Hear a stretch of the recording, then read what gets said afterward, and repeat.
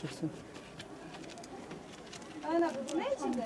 Bu televizyon kanalına gelirler. Bu şikayetlerimizi dinletiyor.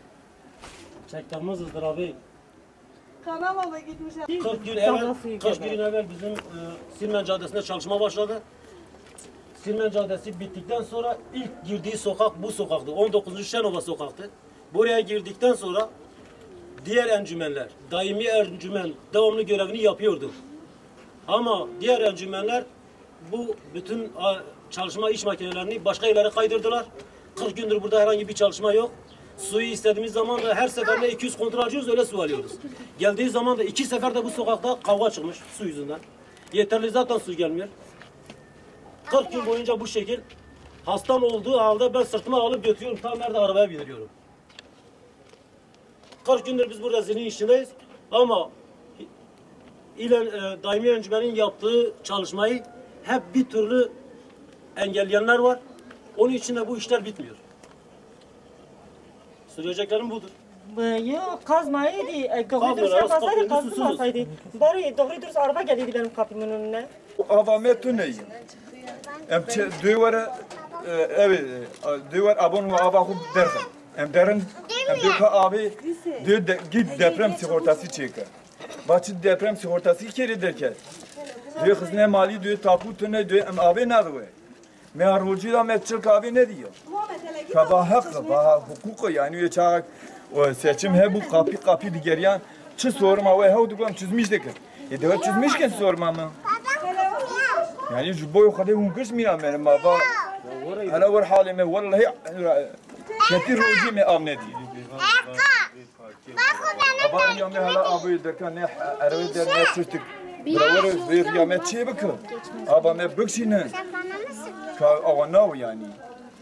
Böyle birim özel kazan. Vakti balman kız duran yani. Çok ya tanker suyu geliyor, biz gidiyoruz müracaat ediyoruz, su da bize vermiyor. Diyor belediyeye gidin isminizi yazın gelin. Başka istediğine veriyor. Yani belediyede çalışanlara veriyor, bize vermiyorlar. Gelsin söylesin biz veriyoruz. Yani 3-4 kere müracaat ediyoruz zorla bize veriyor ya. Kaç gündür biz geliyoruz ya da işte kaç evde geliyoruz Ya bir tanker Her gelir. gelişte 3 eve yetmiyor.